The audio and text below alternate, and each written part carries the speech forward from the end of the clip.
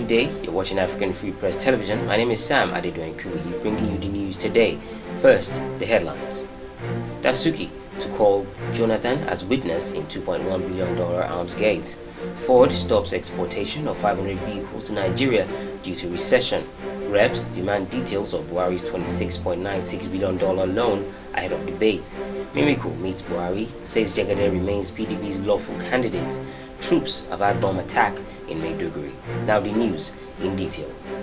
Embattled former National Security Advisor NSA Colonel Sambo Dasuki, retired, says he would like the immediate past President Goodluck Jonathan to be his witness in his ongoing trial for allegedly misappropriating $2.1 billion arms funds meant for the military fighting insurgents in the northeast.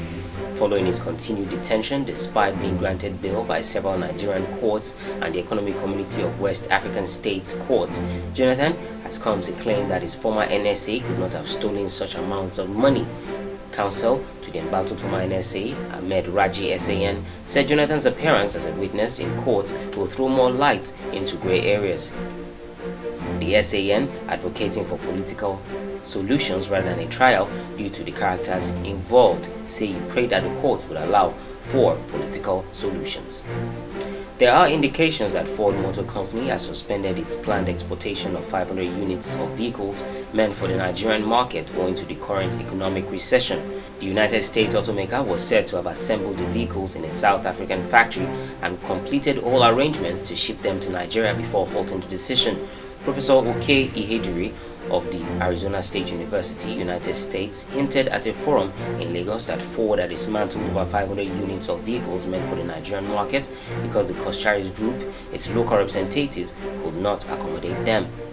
General Manager Marketing and Corporate Services Kocharis Group, Mr. Abiono Babarinde, attributed the developments to forex-related issues.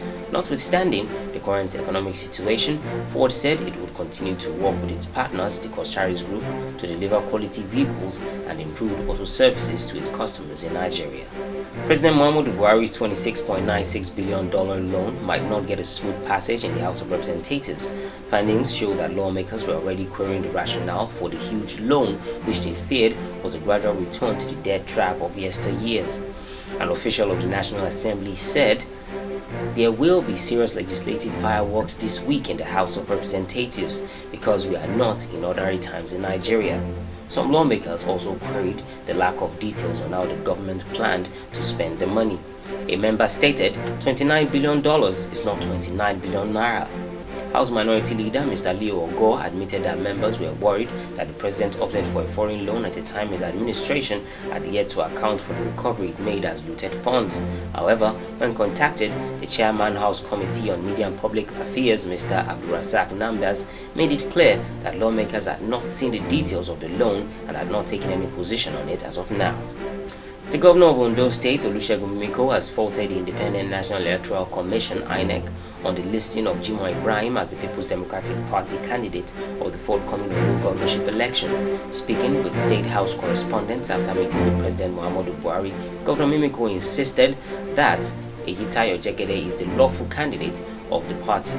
He said this action by INEC is potentially dangerous, which could cause conflagration in the state, and that was why he came to alert the president so as to nip the issue in the bud. He stated that Jimoh Ibrahim factor is predicated on a court order given by Justice Okon Abang about zonal and state executives of the PDP. According to him, there is nothing about the 2016 election in that judgment. So, on the basis of this, INEC refused and discountenanced the name of Jimoh Ibrahim as a candidate. The Ondo governor argued further that ordinarily INEC should have disregarded the order because Jegede was not a party to the suit. Neither was Jimoh Ibrahim. Troops of the Operation Lafia Dole on Sunday morning averted the plans of a suicide bomber along Dambao Road in Maiduguri, the Borno state capital.